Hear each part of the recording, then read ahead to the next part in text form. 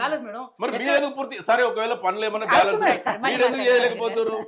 మీరెందుకు చేయలేకపోతారు? అరే మీరు అసెంబ్లీ సెక్రటరియట్ గేట్లు మార్చారు కదా వాస్తు ప్రకారం. ఇక వాస్తు గురించి సెక్రటరీ మార్చేసారు మీరు.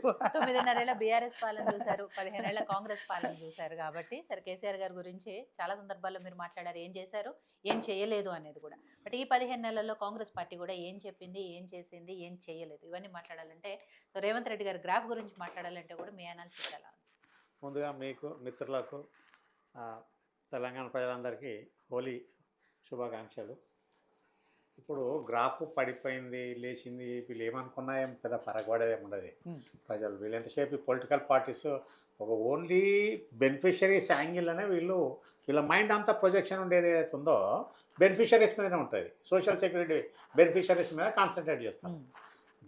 ఇప్పుడు ప్రజలన్న కాడ ఓన్లీ బెనిఫిషరీస్ పర్సెంటేజ్ ఎంత 30% ఉంటారు. మిగతా 70% ప్రజలు ఎవరు అన్నది వాళ్ళు గ్రహించుకోవాలి. ఇక్కడ డిసైడ్ చేసేది రాజకీయం ఏదైతే అధికారం డిసైడ్ చేసేది ఓన్లీ బెనిఫిషరీస్తోనే రాదు. నేను 50 సంవత్సరాల క్రితమే పాపం మా శంకర్స్ వీక్లీ, ఆనంద్ బజార్ పత్రిక రాజకీయము మానవత్వం నుంచి అమానుషంగా పోతున్నది, ఎమర్జెన్సీ ఇందిరాగాంధీ ఎమర్జెన్సీ పెడితే జూన్ 1975లో నేను ఇంటర్మీడియట్ విన్నారా, అప్పుడు శంకర్స్ వీక్లీ అని కార్టూన్ మ్యాగజైన్ వస్తుండే, బ్రహ్మాండమైన కార్టూన్స్ రాస్తుండే.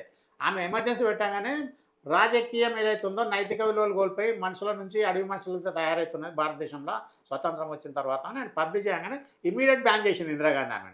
ఆ మ్యాగజైన్ బ్యాన్ అయిపోయింది. అది పాయ ఎవరు ఉన్నారు, మీరు ఆన్లైన్లో కూడా వస్తారు చూసుకోండి. అయితే ఇప్పుడు ఏమవుతుంది, నైతిక విలువల గురించి మాట్లాడేది అవుతుంది, నైతికత పోయి అనైతికతనే నడుస్తున్నది. ఇప్పుడు ఎప్పుడైతే తెలంగాణ అయిన తర్వాత అంతకంటే ముందున్న డీసెన్సీ అన్నది కేసీఆర్ పాటించలేదు. 100% ఆయన విఫలమైపోయాడు. ఇప్పుడు సోషల్ మీడియాలో ఆయన ఏం మాట్లాడేది అన్నది ఇదిగో ఏం చెప్పారు, ఆయన బూత్ ప్రాణం బొందా బోకి సిగ్గులేని దరిద్రులు అంటాం, ముండ ముఖానికి రాష్ట్రానికి జరిగిన అన్యాయం తెలుసా మీకు? సిగ్గు లేకుండా 315 జీవో మీ మా ముండ జీవో, అందుకే మిమ్మల్ని పిచ్చి కుక్కలు అంటారు. మీలాంటి కుక్కగాళ్ళు నక్కగాళ్ళు వచ్చి ఖరాబ్ చేస్తుంటే ఊరుకుంటామా? అవలా పోసి కానీ లెక్క మాట్లాడకుండా ఇటువంటి చాలా ఉన్నాయి. ఇది విన్నారా, కేసీఆర్ బూత్ పురాణం వండున్నావు సోషల్ మీడియాలో చక్కర కొడుతుంది. ఆయన ఏదో నీచంగా వచ్చి పెద్ద మంచి నైతికంగా ఉండి గంధం కొడితే గంధం చెట్టు కొడితే గంధం వాసన వల్ల అట్లా లేదు, మొత్తం దుర్గంధం చెట్టు దుర్గంధం కొట్టినట్టు ఇది. ఆయన మాట్లాడాల్సిన భాష ఏదైతే ఉందో ఆయన కంట్రోల్ చేసుకోలేదు. కేసీఆర్ రాకముందు ఉన్న ముఖ్యమంత్రులల్లో ఎవరు కూడా ఆ రకంగా మిస్బిహేవియర్ అనేది ఎక్కడ లేదు. చాలా అహంకారంగా మాట్లాడిన ఆయన. అంటే మావాడే కానీ చెప్తాను నేను అనేది, మనిషికి భాషనే భూషణం. అయితే ఒక్కసారి ఎప్పుడు కిరణ్ కుమార్ రెడ్డి పీరియడ్లో హరీష్ రావు ఏదో ఫండ్స్ గురించి అడిగితే మేము ఇయ్యము ఏం చేసుకుంటా చేసుకోనని అదొకటే తీక్షణంగా మాట్లాడింది తప్ప రాజశేఖర రెడ్డి కానీ వీళ్ళు ఎవ్వరు కూడా నోరు జారి అగౌరవంగా మాట్లాడిన దాఖలాలు లేవు. ఇప్పుడు ఏదైతే ఉందో ఈ దుష్ట సంస్కృతి ఏది వచ్చింది, కేసీఆర్ ముఖ్యమంత్రి అయిన తర్వాత ఆయన అధికారంలో ఉన్నప్పుడు ఆయన డీసెన్సీ మెయింటైన్ చేయాలి. ఇందుగాళ్ళు బొందుగాళ్ళు మోడీ ఏంది గీడేంది ఇవన్నీ సంస్కృతి ఏదైతే ఉందో దాన్ని మన సంస్కారానికి తగ్గట్టు మాట్లాడకుండా వారు అట్లా చాలా భయంకరంగా ఉన్నది. ఆ సిచ్యువేషన్ ఏదైతే ఉందో దాన్ని వీళ్ళు కాంగ్రెస్లు కూడా అడాప్ట్ చేసుకుంటున్నారు. రివర్స్ గిఫ్ట్ అన్నట్టు, రిటర్న్ గిఫ్ట్. మీరేమి ఇస్తాం మేము మీకు అది ఇస్తామన్నా ధోరణిలా టిట్ ఫర్ టాట్ లాగా కంటికి కన్ను పంటికి పన్ను టైప్లా వీళ్ళు ఇప్పుడు వాళ్ళు కాంగ్రెస్ కూడా అట్లా పోవాల్సిన అవసరం లేదు. వీళ్ళు కూడా ఇది చేయడానికి వాళ్ళు ఎంతమంది మీద దౌర్జన్యం చేయలేదు బీసీ అది కేసీఆర్ పీరియడ్లో. మన ఆయననే ఎంత అందంగా ఉన్నాడు చూడని మాట్లాడిన కోదండరామ్ను రాత్రి ఇంట్లోకి వెళ్ళి ఆయన నక్సలైటా టెర్రరిస్టా ఏంది అన్నది ఎత్తుకొచ్చారు విన్నారా. ఈ రకంగా ఇది దుష్ట సంస్కృతి అన్నది ఏదైతే ఉందో డీసెన్సీ అన్నది మొత్తం కోల్పోయిన రాజకీయ నాయకులు ఎవరికి లేదు. ఇక గ్రాఫ్ పెరగడము రావడము అన్న దాని మీద ఏం పెద్ద ఒరిగేది లేదు, ఇప్పుడు వచ్చేది లేదు. కాకపోతే అపోజిషన్ పార్టీ బట్టలు చెప్పుకోండి వేస్ట్. ఇప్పుడు రామ్ గోపాల్ గారు ఇక్కడ విషయం ఏంటంటే నెక్స్ట్ స్థానిక సంస్థల ఎలక్షన్స్ ఉన్నాయి కాబట్టి ఈ గ్రాఫ్ ను బట్టో లేకపోతే వీళ్ళిచ్చిన పథకాలని బట్టో హామీల్ని బట్టో అవి ఎంతవరకు ప్రజలకు రీచ్ అయ్యాయని దాన్ని బట్టో రేపు రిజల్ట్స్ రిఫ్లెక్ట్ అవుతాయి. అట్లా అది అది అది అది అంత మట్టుకు లేదు విస్తా గారు. ఇప్పుడు ఏంటంటే ఎట్లయిపోయింది రాజకీయంలో అధికారం ఎక్కడుంటే అక్కడ. ఒకప్పుడు వేశ్యావృత్తి కంటే ఘోరంగా అయిపోయారు కదా. ఎన్ని పార్టీలు మార్చిన వాళ్ళకి ఇప్పుడు మన నిన్న ఎమ్మెల్సీ ఇచ్చారు, పదవులు. ఇండ్లకెళ్ళి అందులోకెళ్ళి ఇండ్ల ఎవడు ఏ పార్టీలు ఉన్నాడో తెలియని పరిస్థితి ఉన్నది. ఇప్పుడు కన్ఫ్యూజన్ ఉన్నారు పబ్లిక్. చాలా మంది కూడా ఈ ఏ పార్టీలు అన్న దాని మీద ఒక ఒక ఎథిక్స్ నాయకుడు పేరు వస్తే గూగుల్లో సెర్చ్ చేయాల్సి వస్తుంది. Present ఏ పార్టీలో ఇప్పుడు ఉన్నారా? ప్రెసెంట్ ఏ పార్టీ ఉన్నదన్న ఉద్దేశంలో కాంగ్రెస్ బీఆర్ఎస్ బీజేపీ అన్న దాని మీద బీజేపీలకు తక్కువ పోయారు అనుకోరు. బీజేపీలకు వెళ్ళి జంపింగ్లు తక్కువ ఉన్నారు. ఎటు అవకాశవాదులే గోడ మీద పిల్లలు ఇటు దుంకుతారు, అటు దుంకుతారు. అటువంటి వాళ్ళకు బీజేపీ కూడా అదే అటు కట్ట వేసుకోవాలి. కొందరు వచ్చేడు రావడం పోవడం అన్నది. అయితే ఇక్కడ ఇప్పుడు రేవంత్ రెడ్డికి మొట్టమొదలు కాంగ్రెస్ కాపాడుకోవాల్సింది ఏదైతే ఉందో, తెలంగాణ కర్ణాటక 2 రాష్ట్రాలు కాపాడుకోవాలి. వీళ్ళకి 2 కళ్ళు ఉన్నాయి. ఒకటి ముఖ్య ఏదైతే ఉందో అది మన టాయిలెట్ ట్యాక్స్ స్టేటు హిమాచల్ ప్రదేశ్ నడుస్తున్నది. అది తప్ప వీళ్ళు ఉన్న 2 రాష్ట్రాలు కాకుండా నిన్నటికి నిన్న సిద్ధరామయ్య కర్ణాటకలో బడ్జెట్ పెడితే మొత్తం ముస్లిమ్స్కి ఏకపక్షంగా ఇచ్చిన లిస్ట్ చదవమని చెప్తాను నేను ఇప్పుడు ఏమన్నారు. అట్లా కాకుండా వీళ్ళు ఇప్పుడు రేవంత్ రెడ్డి గ్రాఫ్ ఏం డౌన్ కాదు. వీళ్ళు అనుకున్నంత దుష్ప్రచారం బురద చల్లడం వేస్ట్. అది ప్రజలు ఇక్కడ నేనేమంటున్నా, 900 రూపాయలు బోనస్ ఇస్తామన్న బీజేపీకి రైతులు ఓటేయలేదు. బెనిఫిషరీస్ ఇక్కడ ఉన్న 37 ఓట్లు బీఆర్ఎస్కి వచ్చినాయి. ఎవరు వచ్చేది? ఆకాశం మీదకి వచ్చేయలే, ముస్లిమ్స్ చేయలే, నాన్ బెనిఫిషరీస్ చేయలే. వాళ్ళు వేసిన వాళ్ళంతా వన్ సైడ్ పోల్ అయిపోయింది కదా. వాళ్ళకి ఇప్పుడు రిజల్ట్ షీటు నేను ఏమంటున్నా, కాంగ్రెస్ వాళ్ళకి చేతనైతే లేదు చెప్పుకోనికి. అదొక ఎండుకాయల తట్ట, ఒకటి ఎక్కుతుంటే ఒకటి గుస్తుంటుంది. అయితే ప్రతి polling station wise result sheet ఇప్పటికి ఉంది కదా. వాళ్ళ రిజల్ట్ షీట్ తీసుకొని ఒక పోలింగ్ స్టేషన్లో కాంగ్రెస్కి ఎన్ని పడ్డాయి, బీఆర్ఎస్కి ఎన్ని పడ్డాయి, బీజేపీకి ఎన్ని పడ్డాయి లిస్ట్ ఉన్నది కదా. వాళ్ళకి చెప్పుకోవడం చేతనైతే లేదు. అదొకటి. ఇక అధికార పార్టీ ఇప్పుడు ఏదైతే ఉందో స్థానిక సంస్థలల్లో ఏమి కూడా వాళ్ళకు ఎఫెక్ట్ ఉండదు. నేనేమంటున్నా, పొలిటికల్ పవర్ ఉండాలి, బిల్స్ రావాలి, బడ్జెట్ రావాలంటే ఖచ్చితంగా రూలింగ్ గవర్నమెంట్ ఎక్కడ ఉంటే అక్కడ పోతారు. ఇప్పుడు మొన్నటికి మొన్న 10 మంది బీఆర్ఎస్లకి వెళ్ళి కాంగ్రెస్లకు వచ్చిన వాళ్ళు ఉన్నారు. అంతకుముందు ఇళ్ళకెళ్ళి అలా ఎందుకు? వాళ్ళు ఎవరైతే ఉన్నారో ఆర్థికంగా పరిపిస్తున్న వాళ్ళు కాపాడుకోవడానికి, వాళ్ళ ఎస్టేట్ కాపాడుకోవడానికి, వాళ్ళ డబ్బును కాపాడుకోవడానికి, వాళ్ళ పరపతిని కాపాడుకోవడానికి పార్టీలు ఏంటంటే డ్రెస్ మార్చినట్టు అయిపోయింది. ఇప్పుడు ప్రొద్దున డ్రెస్, సాయంత్రం డ్రెస్ టైప్లో ఆ టైప్లో అయిపోయారు. ఇప్పటికి కూడా వీళ్ళు ఎన్ని చెప్పినా పబ్లిక్ అంత ఈజీగా నమ్మే పరిస్థితి లేరు. 37 మంది బెనిఫిషరీస్ వాళ్ళకే పోయారు. రైతు బంధు వేస్తున్నా వేయకుండా కాదు, బడ్జెట్ దాని మీద 22,000 కోట్ల రూపాయలు దుబారా రాళ్ళు రప్పలు ప్లాట్లకు కూడా ఇచ్చారు. నేను లిస్ట్ చెప్తా పోయి చూసుకోమన్నారు.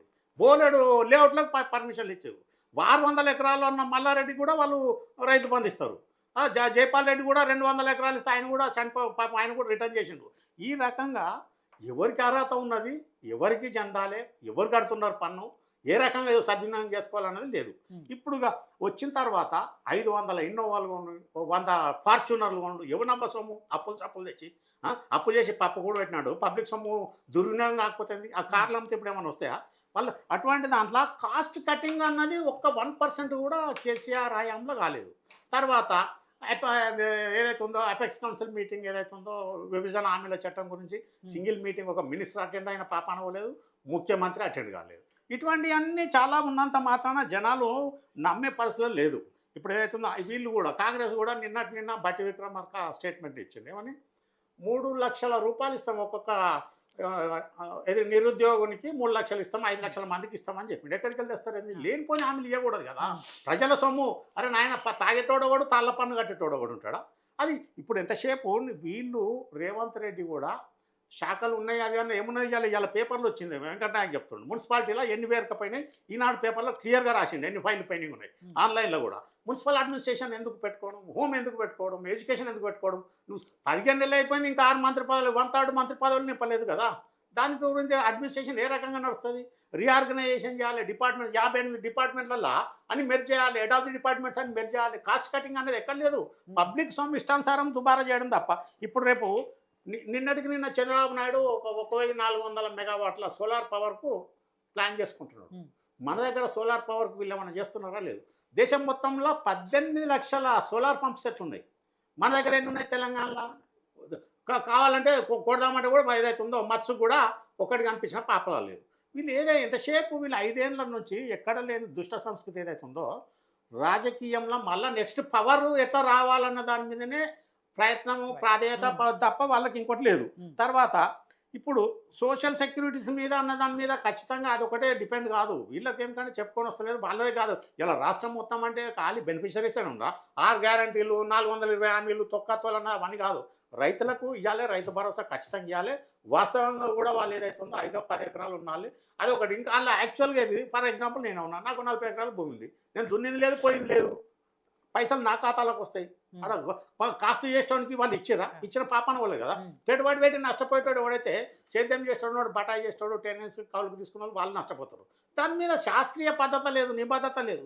అది వదిలిపెట్టేసి అన్ని రకంగా వాళ్ళు అట్లా ఇస్తున్నారనే కదా కాంగ్రెస్ పార్టీ కూడా కౌలు రైతులకు ఇస్తామన్నది చెప్పారు. ఎక్కడ చెప్పింది? ఇస్తలేరు. అది లేదు, ఇది లేదు. వాళ్ళు ఫస్ట్ రాగానే మేము రాగానే ధరని మొత్తం మొదలు కొడతామని చెప్పి ఊకదంపుడు దంపి ఊదర కొట్టేసి చేస్తే ఏమున్నది అలా ఇవ్వాలది కూడా వాళ్ళు అమలు చేయడానికి 15 నెలల టైం పడుతుందా? తీసుకొచ్చి ఏమున్నది ఎట్లా చేయాలన్నది దాని మీద వీళ్ళు ఏదైతుందో అనుభవజ్ఞులతోని ఎక్స్పర్ట్స్తోని ఇలా రేవంత్ రెడ్డికి ఆయనే కాదు, ఇప్పుడు కేజ్రీవాల్ మంత్రి పదవి సీఎంగా చేసిండు, ఒక్క శాఖ దగ్గర పెట్టుకోలే ఢిల్లీలో, మొత్తం మంత్రులకే ఇచ్చిండు కదా, అడ్మినిస్ట్రేషన్ నడవలేదా? ఇలా 2000 కోట్లు స్కూల్ బిల్డింగ్ మీద అన్నది ఇలా ప్రెసిడెంట్ ఆఫ్ ఇండియా మన ఎవరిని ఆయన ఏం పేరు ఆయన డిప్యూటీ సీఎం మనీష్ సిసోడియా మీద ప్రాసిక్యూషన్ పర్మిషన్ ఇచ్చింది. అట్లా 2000 కోట్లు క్లాస్ రూమ్స్ మీద ఢిల్లీ ఉన్నదంతా అన్ని వేల కోట్లు ఏ రకంగా అయిందని మిస్యూజ్ మీద సిబిఐ ఇన్వెస్టిగేషన్కి పర్మిషన్ ఇచ్చింది. అది పెట్టేసి ఇప్పుడు రేపు వీళ్ళు కాంగ్రెస్ ఏదైతే ఉందో ధరని అప్డేట్ చేయాలి. మొట్టమొదట దరిద్రం మొదలాలి, అది దాని మీద లేదు. తర్వాత డ్రింకింగ్ వాటర్, ఇప్పుడు సమ్మర్ బోర్లన్నీ ఎండిపోతున్నాయి, రైతులంతా ఇబ్బంది పడుతున్నారు.